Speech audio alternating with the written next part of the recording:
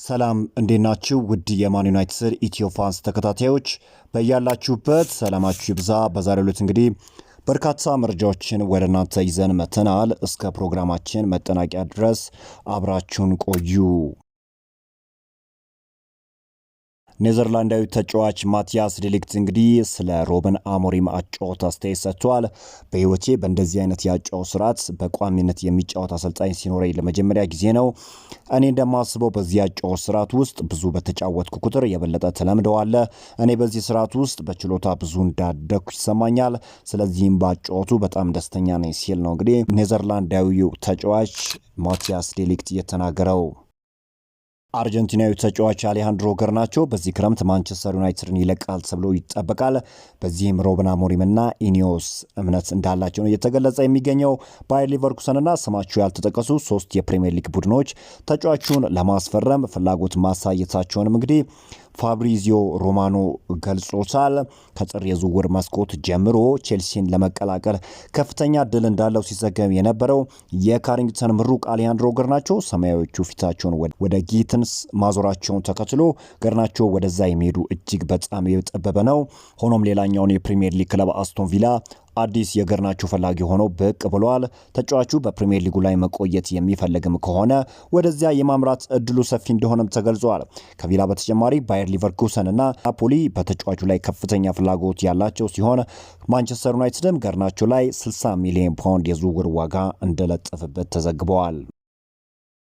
ማንቸስተር ዩናይትድ ሊዛንድሮ ማርቲኔዝ ከቀዶ ጥገናው በኋላ ባለው ፈጣን የማገገም ሂደት ደስተኞች መሆናቸው ተገልጿል። ባለፈው ሳምንት በተደረገው ምርመራ በሰውነት ውስጥ ምንም አይነት ሚኒስከስ ቲር እንደሌለ ተረጋግጧል። ተጫዋቹ በካሪንግተን ውስጥ ካሉ ወኔያም እና መሪ ተጫዋቾች መካከል እንደ አንዱ ተደርጎ የሚታይ ሲሆን ሮበን አሞሪምም ከጉዳቱ በፊት ባለው የመከላከል እንቅስቃሴና የማጥቃት ሂደቱን በሚያስቀጥልበት መንገድ በእጅጉኑ ተደንቆ እንደነበር ተገልጿል። ማርቲኔዝ በካሪንግተን ውስጥ ካሉ የቡድን መሪዎች መካከል እንደ ዋነኛው ተደርጎ እንደሚቆጠር እንግዲህ ታማኙ ስካይ ስፖርት ነው የዘገበው። ማንቸስተር ዩናይትድ የፊት መስመሩን ይበልጥ ለማጠናከር እንደ ራሽፎርድ፣ ገርናቾ፣ ሳንቾ ያሉ ተጫዋቾችን መሸግድ ይለዋል የሚሉ ዜናዎች መስማት ከጀመርን ሰንበትበት እያለን ነው እንግዲህ። ሆኖም ዌስትሃሞች ጄደን ሳንቾን ለማስፈረም ፍላጎት ያሳዩ ሲሆን ተጫዋቹ ያለው ከፍተኛ ደሞዝ ግን ትልቅ እክል እንደሚፈጥርና የሞድሻዎቹንም የደሞዝ አከፋፈል ስርዓት በእጅጉኑ ሊያዛባው እንደሚችል ተዘግቧል።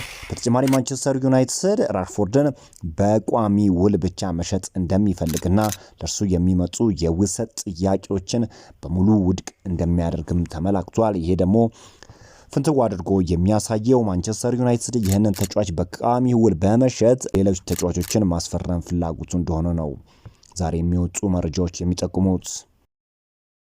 እንግሊዝ የሚወጡ በርካታ ሚዲያዎች በዛሬው ዕለት እንደሚጠቁሙት ከሆነ ማንቸስተር ዩናይትድ የካሜሩናዊን ተጫዋች ብሪያን ምቤሞ ዝውውር ቶሎ መጨረስ እንዳለበት ነው። ምክንያቱም ደግሞ እንግዲህ የሰሜን ለንደኑ ክለብ ቶተንሃም የተጫዋቹን ዝውውር ለመጥለፍ ሙከራ ለማድረግ ዝግጁ መሆኑ ተገልጿል። እንግዲህ ቶማስ ፍራንክ ወደ ቶተንሃም ለማቅናት እጅግ ተቃርበዋል። ታዲያ በቶማስ ፍራንክ እና በብሪያን ምቤሞ መካከል ያለውን ግንኙነት በመጠቀም የሰሜን ለንደኑ ክለብ ቶተንሃም የተጫዋቹን ዝውውር ለመጥለፍ ሙከራ ሊያደርግ እንደሚችል ነው ዛሬ የሚወጡ ታማኝ ምንጮች እየገለጹ የሚገኙት።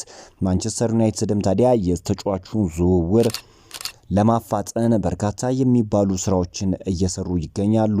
በዚህ ሳምንት መጨረሻም የተጫዋቹን ዝውውር ለመጨረስ ሀሳብ እንዳላቸው ነው እየተገለጸ የሚገኘው። እንግዲህ ማንቸስተር ዩናይትድ ለመቀላቀል እየተቃረበ የሚገኘው ብሪያን ምቤሞ በብሬንትፎርድ ቤት ያለውን ቁጥር ላጋራችሁ። እንግዲህ 242 ጨዋታዎችን አድርጓል። 70 ጎሎችንና 51 ለጎል የሚሆኑ ኳሶችን አመቻችቶ ለቡድን አጋሩ ማቀበር ችሏል። በአማካኝ በአንድ ጨዋታ 0.74 የጎል ተሳትፎም አለው። ማንቸስተር ዩናይትድ እንግዲህ ይህንን ተጫዋች ለማስፈረም እጅጉኑ እንደተቃረበ ነው እየተገለጸ የሚገኘው። ዴንማርካዊ ተጫዋች ቺዶ ኦቢ ማርቲን ሀገሩ ዴንማርክ ከ20 ዓመት በታች ቡድን ከኮንጎ አቻቸው ጋር ባደረጉት ጨዋታ ድንቅ የሚባል ጎል ማስቆጠር ችሏል። እንግዲህ የተጫዋች ከጊዜ ጊዜ ራሱን እያሻሻለ ይገኛል። በግሉም እንግዲህ ከፍተኛ የሆነ ልምምድ እየሰራ ይገኛል። በፖርቹጋል አሰልጣኝ ሮበን አሞሪምም እንግዲህ በቀጣዩ የውድድር ዘመን በቂ የሆነ የመሰለፊያ እድል እንደሚሰጡት ነው እየተገለጸ የሚገኘው። ማንቸስተር ዩናይትድ ስዊድናዊ አጥቂ የሆነውን ቪክተር ዮኬሬሽን ለማስፈረም 60 ሚሊዮን ፓውንድ ለማቅረብ ዝግጁ መሆኑ ተገልጿል። ከካሜሩናዊ ተጫዋች ብሪያን ምቤሞ ዝውውር መጠናቀቅ በኋላም በቀጥታ ወደ ቪክተር ዮክሬሽ ዝውውር እንደሚያመሩ ይጠበቃል።